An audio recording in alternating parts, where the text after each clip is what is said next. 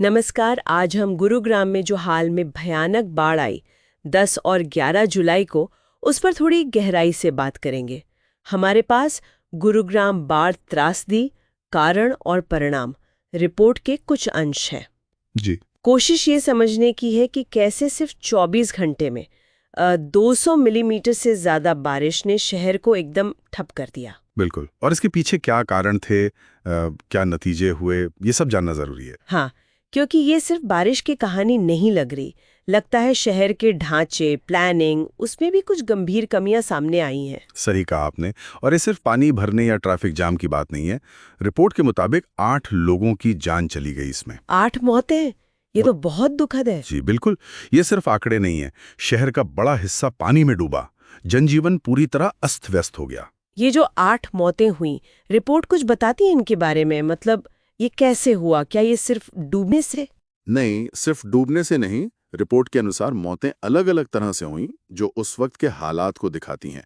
जैसे 4 मौतें तो बिजली के करंट लगने से हुईं। करंट लगने से पानी भरे इलाकों में? हाँ, सेक्टर 40, सोहना रोड, डीएलएफ, इन जगहों पर पानी भरा था और शायद कहीं नंगे तार थे। पीड़ितों में एक डिलीवरी वाला लड़का, 2 राहगीर, एक सिक्योरिटी गार्ड। ओह, ये तो बहुत खतरनाक स्थिति है, पानी और बिजली का साथ होना। बिल्कुल। और फिर 2 मौतें डूबने से भी हुईं। डूबने से? जी। हीरो होंडा चौक के पास एक अंडरपास है, वो करीब 10 फुट पानी से भर गया था। उसमें एक बीएमडब्ल्यू कार फंसी और सवार निकल नहीं पाए। 10 फुट पानी अंडरपास में? हाँ। और एक और दुखद घटना नातूपुर नाले में एक बेघर महिला के बह जाने की है। और आपने कहा 8 मौतें, तो बाकी 2? बाकी 2 सड़क दुर्घटनाओं में। NH 48 पर पानी भरा था, एक बस फिसलकर डिवाइडर से टकरा गई। और साइबर सिटी के पास एक बाइक सवार खुले मैनहोल में गिर गया। बाप रे, हर मौत के पीछे एक अलग कहानी, एक अलग लापरवाही दिख रही है। जी। लेकिन ये गुरुग्राम में बाढ़, ये तो जैसे हर साल की बात हो गई है। रिपोर्ट क्या कहती है, क्यों होता है ये बार बार? क्या सिर्फ बारिश ज्यादा हो रही है? नहीं, रिपोर्ट साफ इशारा करती हैं कि ये सिर्फ बारिश की बात नहीं है।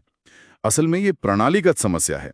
एक बड़ी बात यह है कि शहर का लगभग 80% हिस्सा कंक्रीट का है, मतलब पक्का। 80%? तो पानी जमीन में जा ही नहीं पाता होगा। बिल्कुल। वो जमीन में सोखने की जगह ही नहीं बची है। सारा पानी सतह पर बहता है। तो फिर सारा बोझ शहर के ड्रेनेज सिस्टम, मतलब नालों पर आ जाता है। हाँ, और यहीं पर दूसरी बड़ी समस्या है। रिपोर्ट में 2024 के हरियाणा सरकार के ऑडिट का जिक्र है। अच्छा, उसमें क्या था? उसके मुताबिक शहर के 60% बरसाती नाले बंद पाए गए थे, गाद से, कचरे से भरे हुए। 60% नाले बंद? तो पानी निकलेगा कहां से? वही तो। और इसके साथ ही रिपोर्ट अवैध निर्माणों पर भी उंगली उठाती है, खासकर जो प्राकृतिक पानी के बहाव के रास्ते थे, जैसे अरावली से आने वाले पानी के रास्ते, उनको बिल्डरों ने रोक दिया है। मतलब एक तरफ पानी सोखने की जगह नहीं, दूसरी तरफ निकलने के रास्ते बंद? जी बिल्कुल। ये एक तरह का दुष्चक्र बन गया है। तो जब हालात इतने बिगड़े 10-11 जुलाई को, तो प्रशासन ने क्या किया?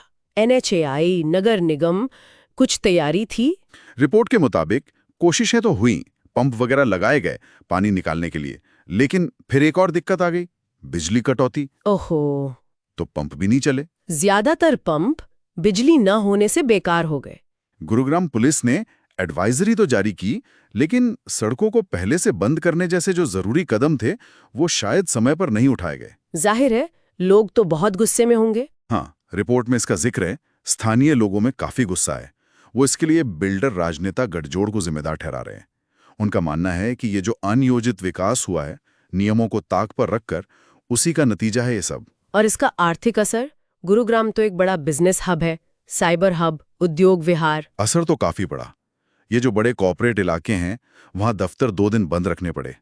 और गुड़गांव इंडस्ट्रीज एसोसिएशन का एक अनुमान है, रिपोर्ट के हिसाब से, कि लगभग 500 करोड़ रुपए से ज्यादा का प्रोडक्शन लॉस हुआ। 500 करोड़ सिर्फ 2 दिन में? जी। तो अभी क्या स्थिति है वहां? क्या बचाव कार्य वगैरह चल रहा है? रिपोर्ट जब आई तब NDRS की टीमें लगी हुई थी बचाव कार्य में, खासकर सेक्टर 56, द्वारका एक्सप्रेसवे जैसे जो ज्यादा प्रभावित इलाके थे। और पीड़ितों के परिवारों को मुआवजा मिले, इसके लिए हाईकोर्ट में एक जनहित याचिका भी दायर हुई है। PIL? GPIL। और चिंता की बात यह है कि मौसम विभाग ने आगे भी बारिश की चेतावनी दी थी, 13 जुलाई तक। और आम लोग, उनकी प्रतिक्रिया क्या रही? सोशल मीडिया पर कुछ? हाँ, ट्विटर पर #गुरुग्राम फ्लड्स काफी ट्रेंड कर रहा था। लोग अपनी परेशानी बता रहे थे, वीडियो शेयर कर रहे थे, डूबी हुई कारें, भरे हुए रास्ते।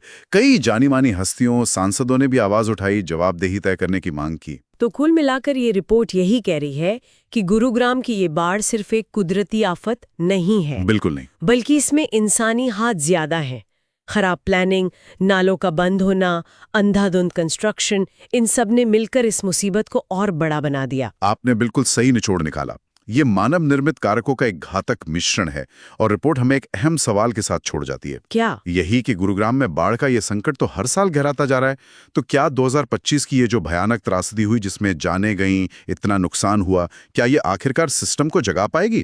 क्या अब कोई ठोस स्थायी कदम उठाए जाएंगे? ये सवाल अब सबके मन में